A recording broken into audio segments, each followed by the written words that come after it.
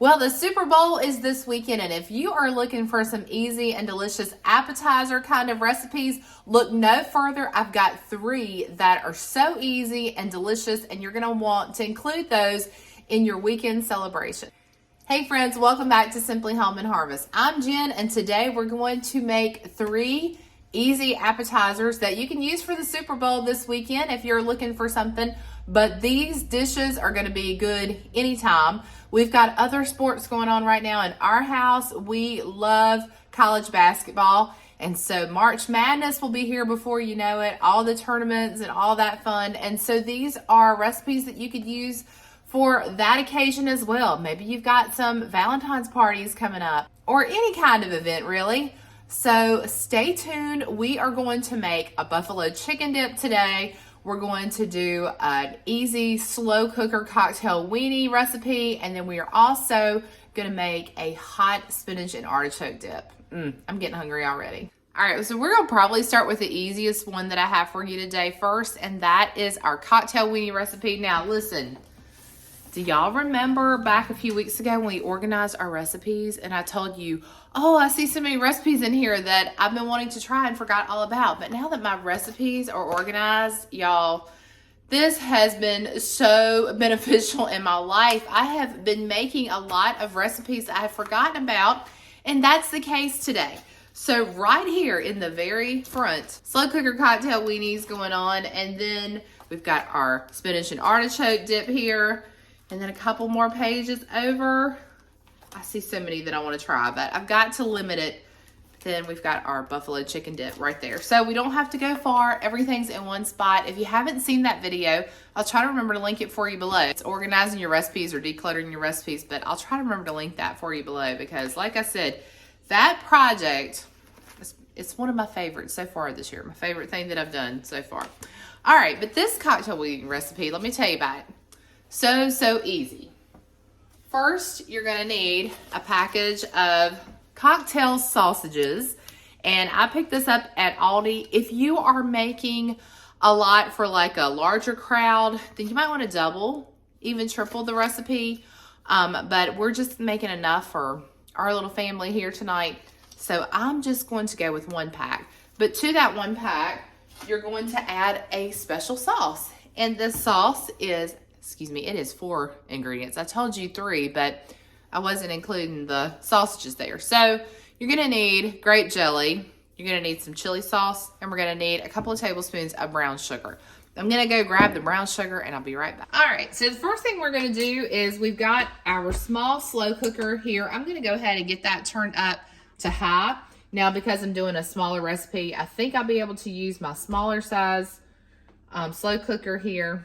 I do have another one that I'm going to use for the other recipe, so hopefully this smaller size will be enough for me. But the first thing we want to do is get our jelly, our grape jelly dissolved, and our chili sauce and brown sugar mixture in here. Get it all blended together and then get it all like melted down where it's in liquid form. And then once that happens, we will add in our sausages.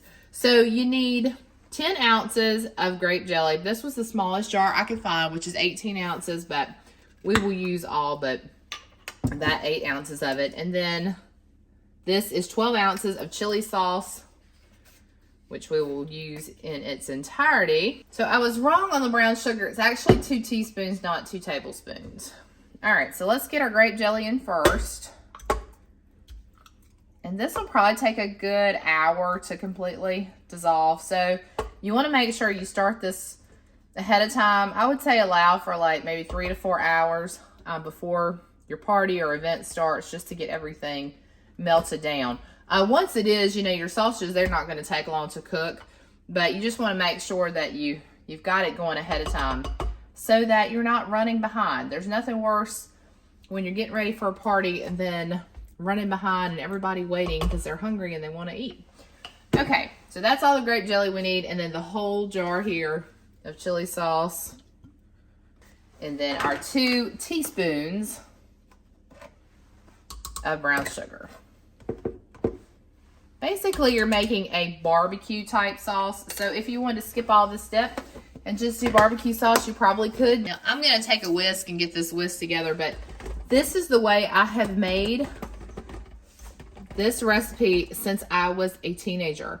One of my close friends, we still remain close friends to this day, over 30 some years ago. I think we've been friends for about 35 years now. But her mom would always make this when we would have sleepovers or parties. And she gave me her recipe back when I was a teenager.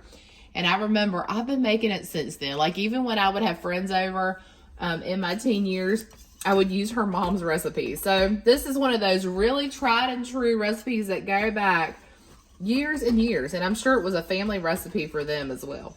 Okay, so let me bring you closer so you can see what our sauce looks like. All right, so this is what it looks like right now, but I've got it on high. We're gonna let it cook on high. Now I'm gonna come back and check it because we don't want it to start to stick and burn.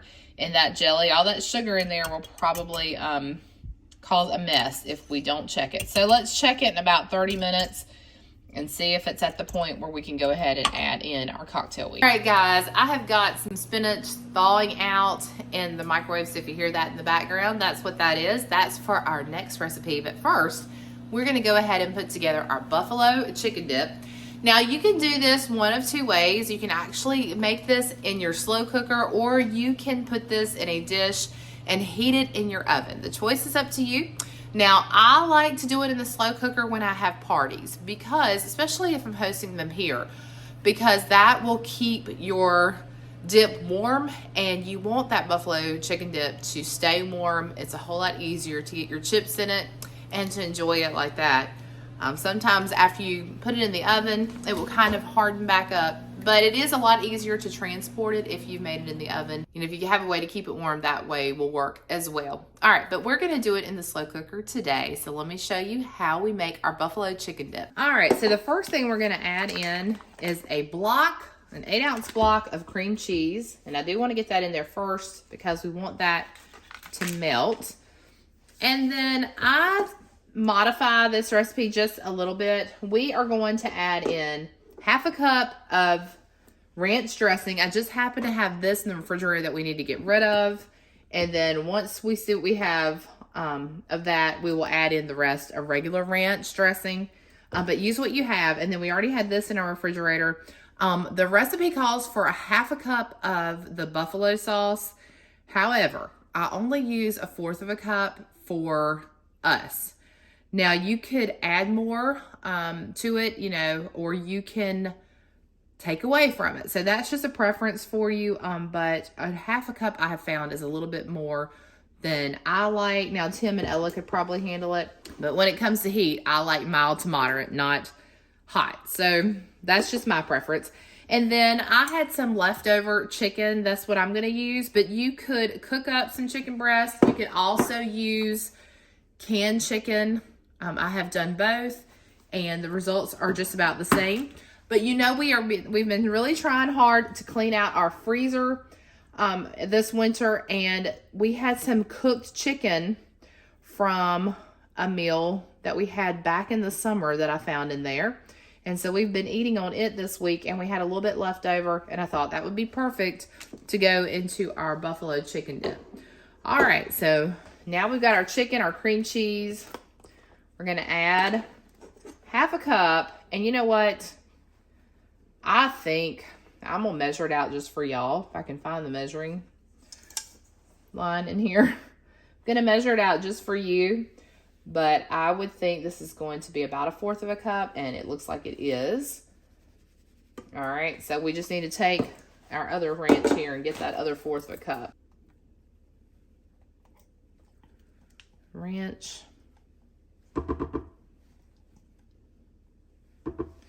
All right, now I'm gonna eyeball the 1/4 cup of the buffalo sauce. That'll do it right there. Now the only other ingredients is some cheddar cheese. Now we had this in our freezer also that we needed to use. Y'all know that I am a fan of shredding my own cheese, but we had this we need to use, so we're gonna use it in our recipe today, and we need 1/2 cup of that. And a little bit more. Oh, you know what? Let's just add all of it. It wasn't that much left in there.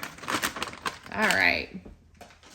Now what I'm going to do is, this is on low right now, and same thing like we did for our cocktail weenies, we are going to let this cook down. I'll come back and stir it probably in about a half an hour or so. And you can see that you might want to double this recipe if you're going to feed more than 4 people. It does, you know, go a pretty good way, but it's so good that people will come back for seconds. So I would recommend doubling the recipe. All right, so I did want to say that if you decide to make your buffalo chicken dip in the oven, then it's just a 350-degree oven for about 20 minutes, just until it's bubbly and hot and all that cheese and everything melts. All right, next thing we're going to make is our hot artichoke and spinach dip. Let me flip to that recipe.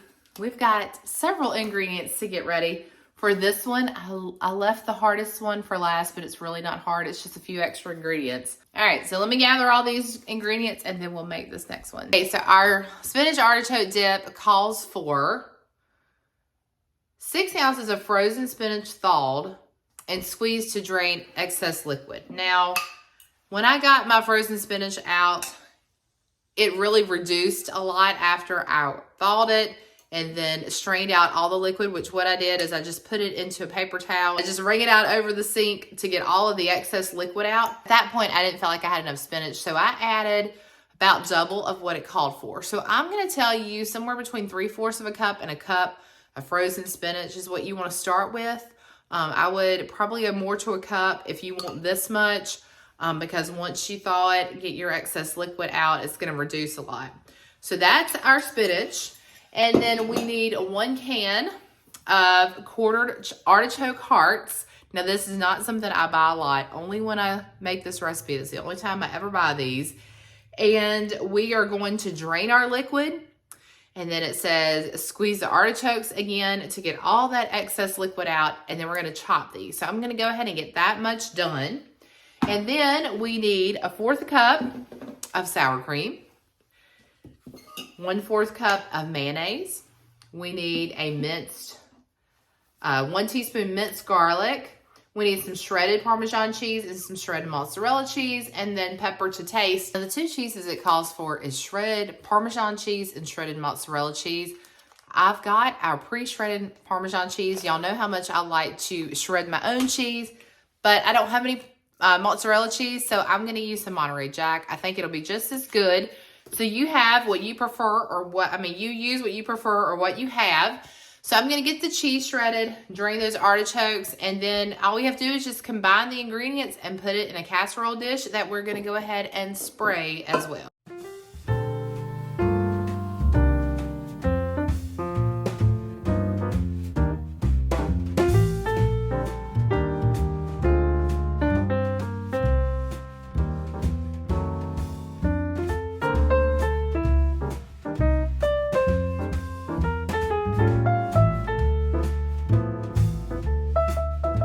All right, now we're just gonna get everything combined together.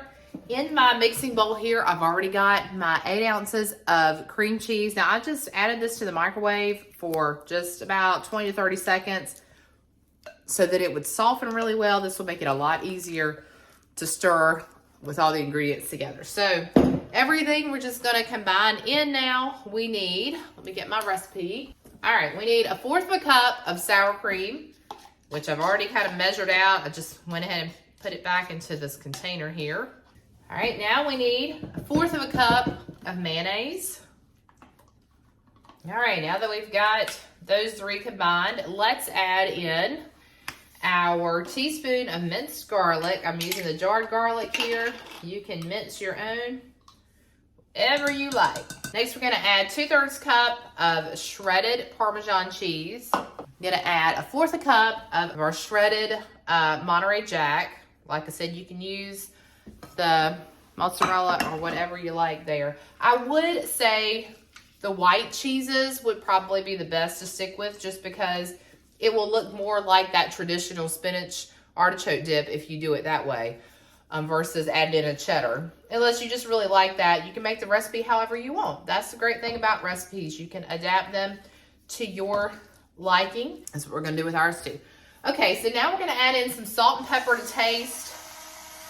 But I know that we definitely want some salt in here. That's probably good on the pepper. You could also use white pepper if you have that on hand so that you don't see the black flecks in there, but that does not bother me at all. Now we're gonna add in our artichoke that we drained and chopped. Boy, was that a job. I would probably use like a food processor maybe next time, but I wanted to make sure I had this chopped very well. I'm just not a big fan of artichokes. I mean, I like them in these dips, but as far as like just eating artichoke by itself, I just don't like the texture of them. So I wanted to make sure that I had them nice and chopped down. Sometimes they can be rather chewy and hard to get through.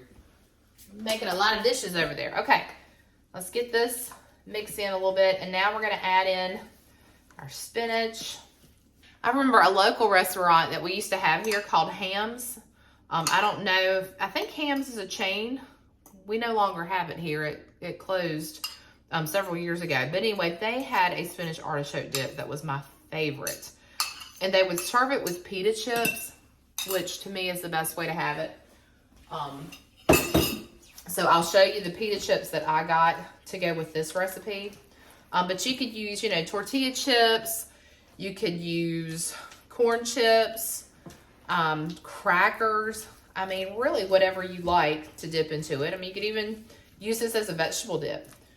I know people that do that as well. All right, we're gonna get this stirred together really well. Make sure we got all those artichokes incorporated. I do not want to end up with just a mouthful of artichoke. So let's make sure we get some spinach in every bite too. I'm glad I added the extra spinach because I think that we need it. I am so excited for this one. All right, we're gonna take our 8x8 is what I'm using. A prepared dish. I did spray this already. You're just gonna add that right to your dish. All right, we're just gonna press this evenly down into the pan, make sure we get it in each corner.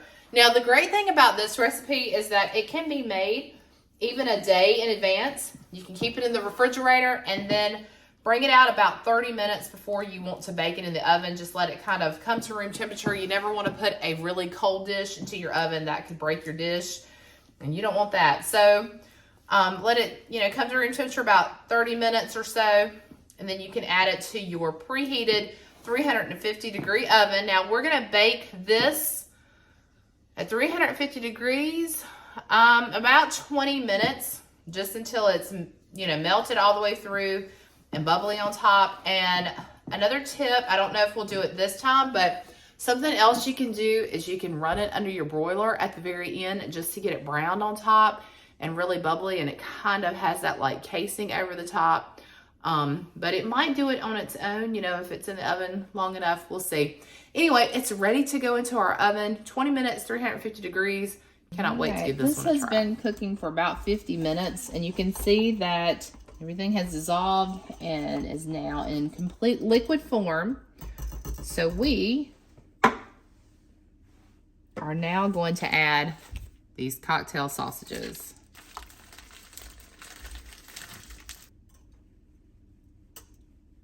All right, well, you see that we had enough room to probably add another bag or two of those cocktail sausages. I'll let those continue to cook probably for another hour, and we'll just keep checking them. The same with our buffalo chicken dip. We'll take a peek at it in just a minute.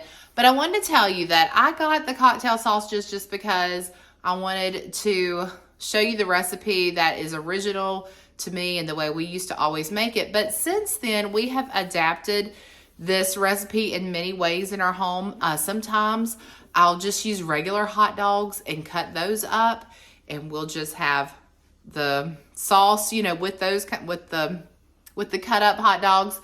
Also, I have used meatballs in the past, and this is one of Tim's favorite. A lot of times we're left over with a good amount of sauce that's left even after all of the sausages or hot dogs or meatballs have already been eaten, and Tim loves that sauce. He will just about find any way to keep enjoying it, dipping chicken nuggets, anything in it to use up the sauce. So it is a really good sauce. It's a definitely like a sweet barbecue sauce. But like I said, several variations to that recipe. You can completely make it your own. All right, time to check our buffalo chicken dip. So it's been about an hour. Oh, you can see it's already cooking on the sides there. So let's give it a stir. That cream cheese still needs to dissolve down. But what I'm going to do is just kind of get down there in the bottom and then just bring it over to the top, kind of fold it a couple of times just because we want to make sure that all of that gets melted down and doesn't stick. This will burn in a hurry if you're not careful. So make sure that you can spray the crock pot, which I did not remember to do that. But even when you do that, you still need to give it a good stir. All right, so we'll come back. We'll stir it again in about 30 minutes. Okay, so basically it's just a waiting game now, just making sure that everything gets cooked through. As soon as the spinach artichoke dip comes out, I will show you the finished product of everything. But I did want to show you the chips that I was talking about. You can get these at Aldi. You can pick up pita chips probably from anywhere. These are so good. And there's also a brand, and I cannot remember the name of them, but you can get them at Food Line. They're pita chips also. Oh man, I think is it Stacy's? It might be Stacy's pita chips. Those are really good too. But like I said, you can use these. You can get like tortilla chips. I prefer the ones from Sam's, but I was at Food Line, so I got their brand. But these are so good, especially with that spinach artichoke dip. All right, well now we just need a game. We got all our recipes. Who are you guys cheering for in the Super Bowl? Now, we are not big football fans, like I said, but there was a time where Tim watched a lot of football. I will tell you, if the Steelers are playing, we are pulling for the Steelers. Okay, so this year we have the Philadelphia Eagles and the Kansas City Chiefs. The friends that we will be getting together with this year for the Super Bowl. Actually, we get together with them every year, but they are Philadelphia Eagles fans. So it's going to make for a really fun Super Bowl, and we'll be cheering for their team. So you have to let me know in the comments below who you will be cheering for during the Super Bowl this year, or do you even watch it? You know, some years I have gone without watching it, but in the years past, especially with the kids, we like to get together with our friends and enjoy the Super Bowl. Basically, we're just there for the food and the commercials and sometimes the halftime show. In years past, they've had some groups from my generation, but this year, I don't think that's going to be the case. So this year, I guess I'll just be there for the food and the commercials and cheering on our friends' team. All right, these are ready. So about 2 to 3 hours on high is really all you need. But remember, you need to be stirring these like every 30 minutes. But you can tell they are definitely done and they are ready for us to enjoy. So I'm going to turn them down and we'll be enjoying them in just a little bit. For our buffalo chicken dip, this is ready now, and we did stir this every 30 minutes or so, and you'll see that all that cream cheese has cooked down, and that just looks amazing. Smells even better. So that's ready also. I'm gonna go ahead and turn it off. Here is our spinach artichoke dip. I did allow this to go under the broiler for about 2 minutes there at the end of the cooking time.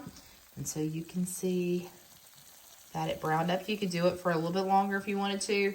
I always go with a small amount of time and then work out up to a few extra minutes if I need it. But when you turn on that broiler, you know, you have to really pay attention because it can brown things very quickly. So I'm excited. That's going to be perfect. In the morning, I guess.